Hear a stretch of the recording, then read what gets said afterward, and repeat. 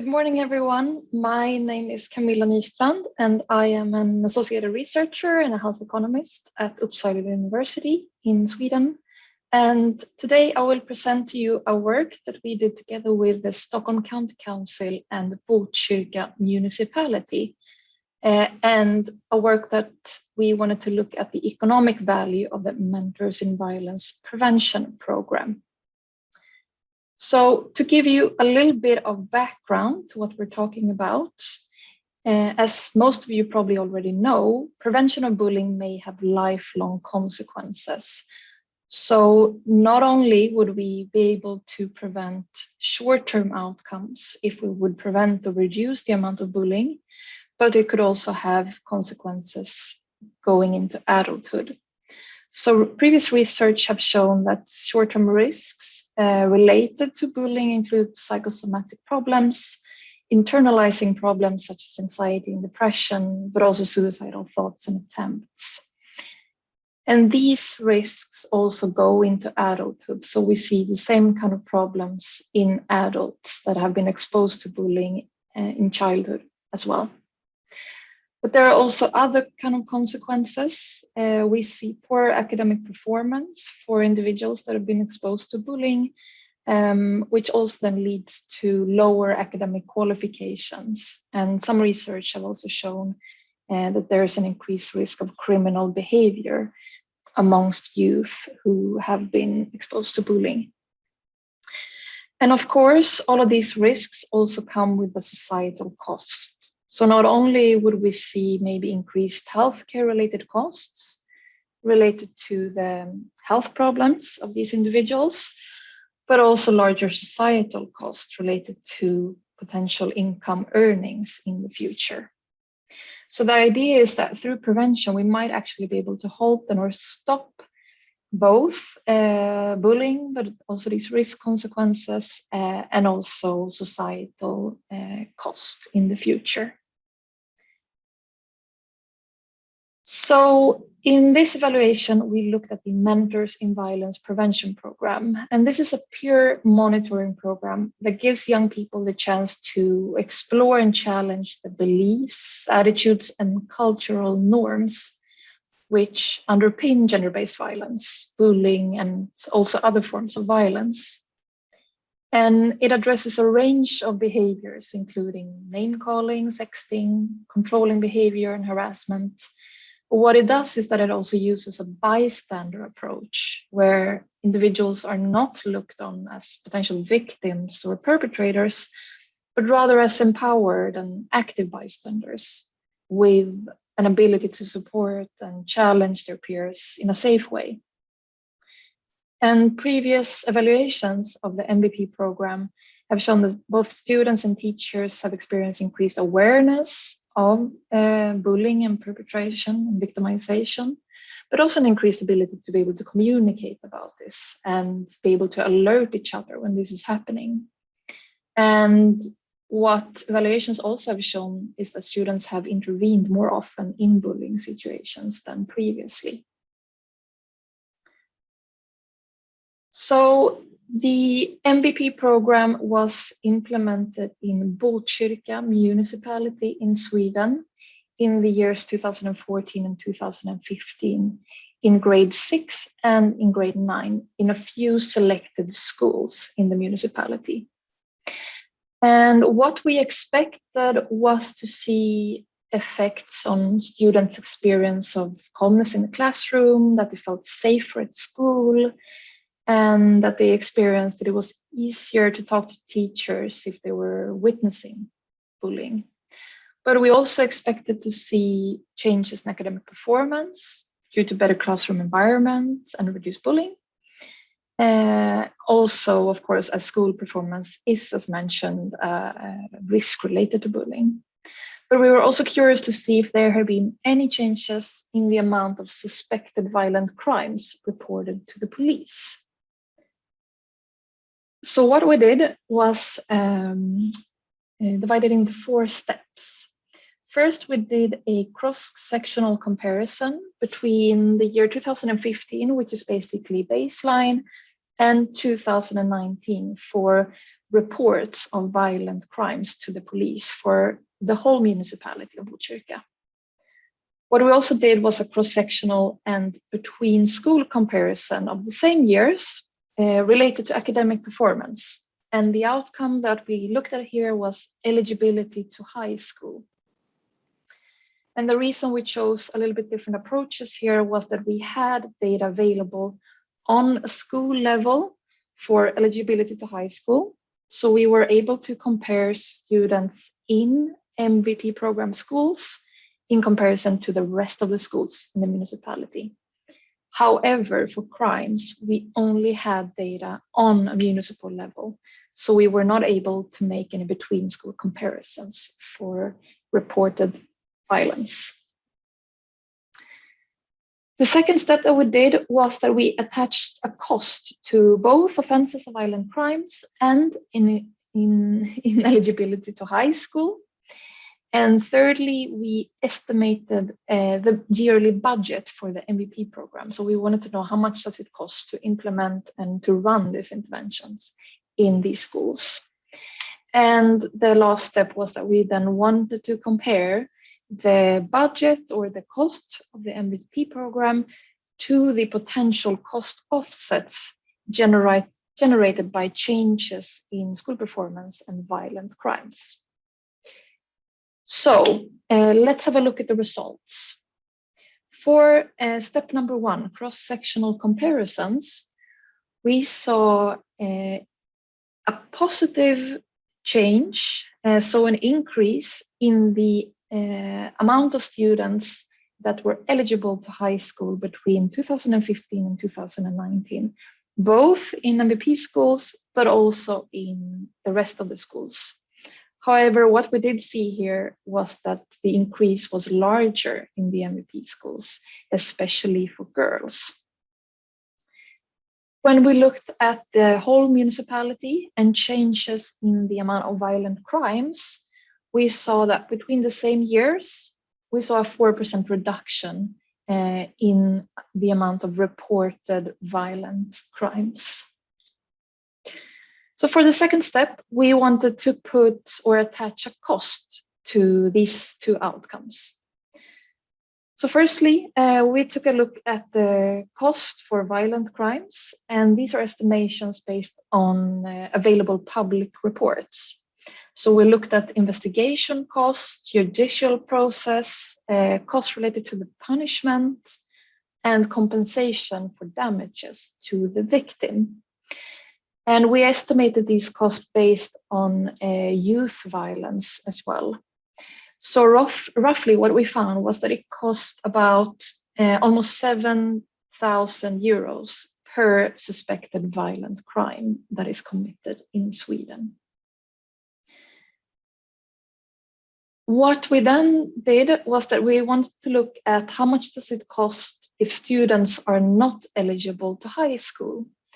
So we looked at a recently published study that is based on Swedish registered data, where they looked at the lifetime incomes of both girls and boys, depending on if they were eligible to high school or not. And they could see a large difference in the lifetime earnings for these two groups. So what we did was then we wanted to look at how much could the municipality benefit from these increases in lifetime earnings. Well, then we looked at the tax returns, or the amount of tax that the municipality would get back from these income earnings. And then we saw that over the course of a lifetime, they would get approximately 250,000 Swedish crowns for boys and girls. So step 3 was that we wanted to look at the cost to implement the MVP program, and we used something called the ingredients method. So we looked at all time spent, even if it was within regular working hours, for all the staff that was involved in the program. So this is basically taking an alternative cost approach. So even if they're doing it within the regular working hours, they could have been using their time to do something else or implement another intervention. but they didn't. They used the time to implement MVP. So we looked at all the time spent on training of staff, on kickoff with staff, regular meetings for key staff involved, including representatives from the school board, etc. And then we also looked at the cost for the local government to coordinate this implementation. And we saw that it roughly cost 21,000 euros yearly for schools and around 4,000 for the local government. So step 4 was then to compare the budget of the MVP to the results that we found from changes in eligibility to high school and violent crimes. So when we took this into consideration, we saw that the return on of investment, which is basically how much money you get back if you invest money, was for girls almost 2 crowns for 1 invested crown. And this can be translated into euros as well. So for each euro you would invest in the MVP program, you can get almost 2 euros back for girls. And for boys, the amount was 0.36, so less than 1 euro.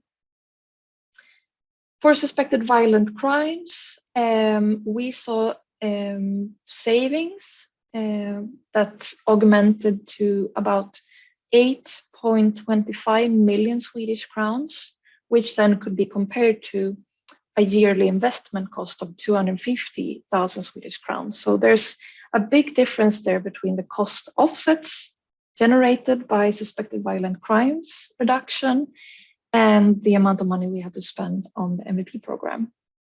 So what we can see here is that the long-term cost offsets may actually outweigh the initial costs.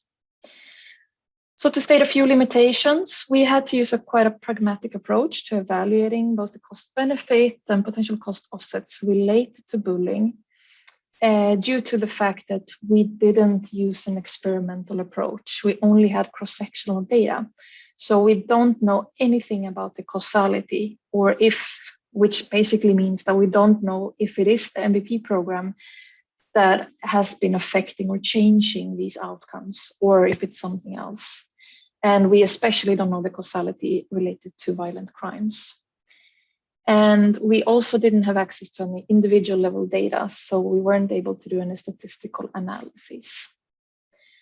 But of course, there are also implications for policy and practice, which is relevant to bring up as well. So we then believe that, of course, with a theory of change model, so going from bullying prevention and the short-term risks and the long-term risks, we can find different kind of outcomes that could be affected by early prevention. And by looking at this whole chain of events, we are able to estimate not only short-term costs that could be offset by changes in certain outcomes, but also long-term changes. And not only for the municipality itself, but also for other sectors. So this brings about economic arguments for early prevention. However, if we want to become better at evaluating these type of early investments, especially outside of a research context, so in real life practice, we need to be able to plan for it beforehand. We need to already beforehand choose the relevant outcomes, choose how we will collect the data, possibly collect some kind of cost data or on resource use along the way as well. And then, of course, also be able to look at individual level changes to be able to say something more robust about the results. And lastly, I just want to say that many of the outcomes related to the MVP program and other bullying prevention programs, we cannot put a price tag on. So of course, there's probably a lot of other savings that we haven't included here, but at least it gives us some kind of information about the potential returns. Thank you very much.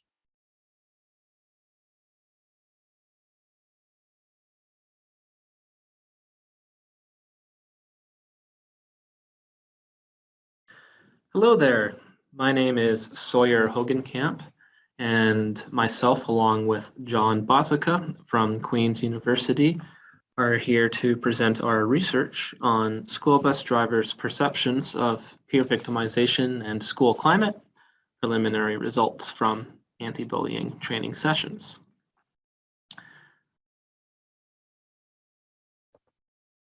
So first, I just want to give a quick overview of school busing in North America for those who might be less familiar. And I'll go over some existing research and go over the project purpose and methods, our initial findings and possible implications and future directions as this research project progresses. So the yellow school bus has been an icon in American education for the better part of 100 years. And as you can see over the years, that big yellow school bus really hasn't gone under too much innovation over the last 100 years. And even when you look inside those buses, it's quite difficult to tell at first glance what year we're coming from. So we have multiple generations of people that have had sort of this, have been going to school in a similar kind of environment. Some contemporary issues in school transportation decisions, rural routes versus urban routes, where those bus stops will be, whether there'll be bus transfers, which schools do school buses serve, and which ones might school buses not need to serve. What kind of neighborhoods are these bus stops going to be in? Are they safe? What kind of alternative transportation options are there? Is there walking, biking, transit? Are more parents taking their kids to school so that it doesn't make sense anymore to have a school bus? Some districts are even resorting to using Uber drivers to get kids where they need to go. There's the push and pull between public schools and charter and private schools, what that displace children in different directions, which again draws kids away from public school buses and causes problems when trying to plan. And we also have chronic school bus driver shortages, especially after COVID, with many school drivers not feeling safe on buses that are packed full of students, not socially distanced. In North America, including Canada and America, over 30 million students ride the school bus every day. The average commuting time is around 30 minutes, but sometimes those routes can stretch well beyond 1 hour one way, especially in rural areas. School bus drivers matter because they keep children safe. They are accountable for students of all ages and exceptionalities. They're often the first and last personnel that students see at the beginning and end of every school day. So they're able to get a glimpse of students' school and home life. And they do all this while driving, often for quite low wages. Switching gears to peer victimization and bullying. Researchers tend to define bullying as intentional personal aggression, coincident with repetition and imbalance of power. And there are negative outcomes for victims, perpetrators of bullying, and bystanders. And these are well documented and can persist from childhood and even well after the fact in adulthood. However, few researchers delve into the locations and environments where the students are likely to be victimized. And of those studies, most focus on context within the school building, as well as we're also focusing on cyber environments as well. Nonetheless, school buses can make bullying worse. We have tighter enclosed spaces where students have limited mobility to avoid those confrontations. Sometimes there's an eclectic mix of children from different schools, maybe different ages, and that can expose younger children to inappropriate behaviors. It could also bring together students that may not have conflicts otherwise. And of course, there's very low adult supervision typically on a school bus, especially when there is no bus monitor. And of course, the bus driver's first priority is driving safely, so students' well-being on the bus is secondary. And if there are too many distractions on the bus, then it does put students' physical safety at risk. So the purpose of this research is to gather information from bus drivers relating to their perceptions and experiences of bullying on their school bus. We had the following research questions. How did the demographics of participants influence their experiences? How do bus drivers respond when they witness bullying? And how satisfied are drivers with dealing with bullying, and how does it compare with overall job satisfaction? And how satisfied are bus drivers with the anti-bullying training they are receiving? Because we are getting our data from bus drivers that are taking anti-bullying training sessions through Brave Education, which is a company in Ontario, Canada that provides conflict resolution and bullying, anti-bullying training to schools and to bus drivers and school staff, as well as children. So we had 410 bus drivers complete training, and of those, 74 completed our survey. So we had an 18% response rate. Our study adopts a mixed methods approach with a sequential exploratory design using exploratory principal axis factor analysis. Currently, we have the KMO of 0.645, excluding our program evaluation questions. We use t-tests to look at correlations between those factors. Qualitative questions were answered with thematic analysis. So we got mostly female, 70% female school bus drivers and 30% male bus drivers. Our ages range from 25 to 65 and up. There are groups between 30 and 40, and a fair number in their late 50s, and our largest group was in the 65 years and up category. So we have a lot of most likely recent retirees that may or may not work part-time as a school bus driver. And we had most of our school bus drivers had 10 years of driving or less.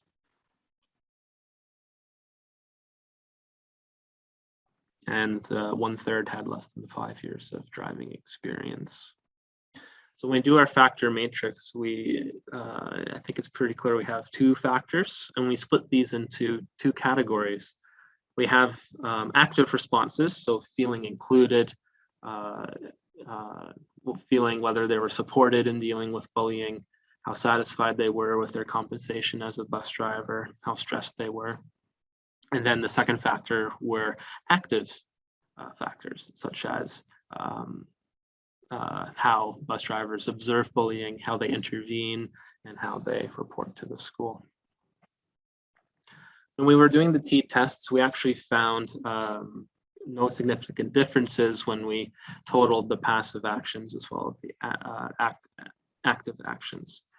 And for most groups, bus drivers were not any more or less likely to experience things differently in our initial sample.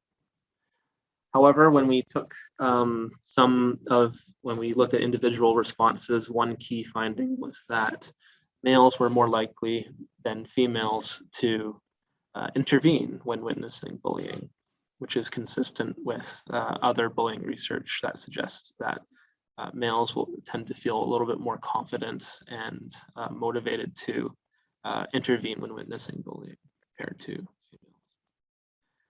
When looking at qualitative questions, we split how bus drivers would describe bullying into 2 categories.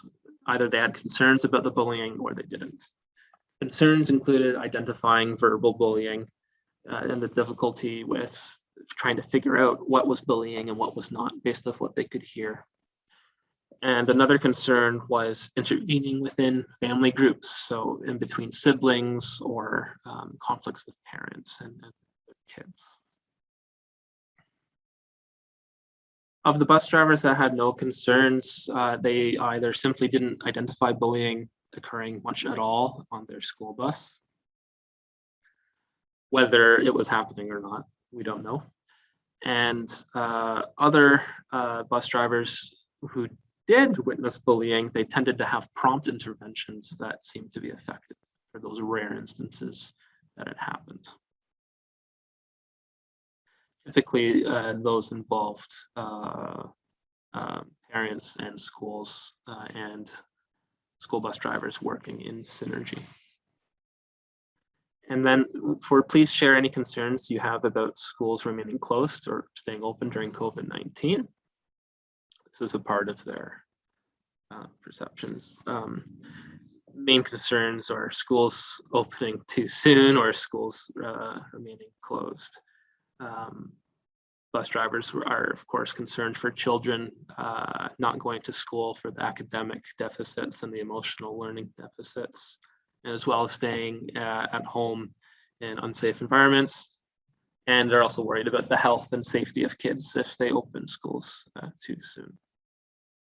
And they're also concerned with mask and distancing mandates on their school buses.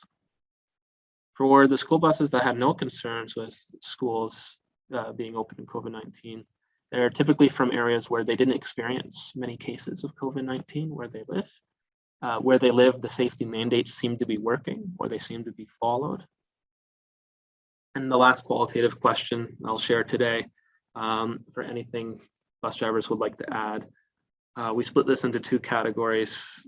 Many had challenges in bullying prevention, and these challenges typically were caused by poor interactions with schools or school administration or teachers.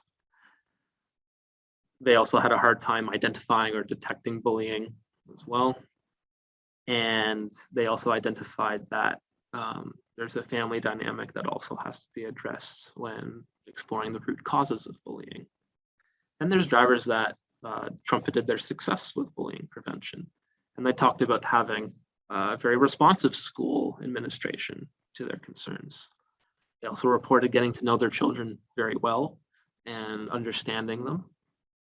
And they also talked about applying skills from training sessions, which I'm sure Brave Education is happy to hear about.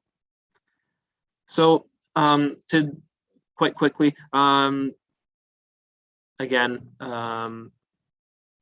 we didn't find that the fullness of the bus or how long students were on the bus were a factor in terms of differences in experiencing bullying, but we'd like to collect more data to see if there's smaller differences that aren't apparent in our smaller sample. And drivers' experiences in perceiving problems and solutions when dealing with bullying tended to tie with past interactions with students, families, and schools. We noted that school bus drivers were primarily concerned with students' well-being rather than their own well-being or their own job security, despite there being such a chronic driver shortage right now. And we're also curious to ask what other factors are accounting for differences in bullying perceptions. Future directions for research. There really isn't much of a model for looking at how school transportation fits. So here's a heuristic model of the school depicting safety and opportunity structures. And a model like this could also incorporate school transportation as a context that both directly influences the school, but is also literally a part of school too. So school transportation is certainly nested within numerous contexts, and might be worthwhile to separate those unique experiences of school bus drivers or students riding the school bus. So that will be a part of what I'll be working on over the next few months. There's also clear future directions for practice. School bus drivers have unique insights into children that ride the bus, and that can help triangulate any causes for concern for children. More informed bus drivers who are included in school interventions may help reduce bullying for those kids. And we think that when bus drivers feel support from schools and families, they seem better equipped to mitigate and prevent bullying. So that's certainly something to consider when for school districts to plan for school bus companies to train and to retain school bus drivers. That's it for now. Thank you very much. And I look forward to responding to your questions online. Take care.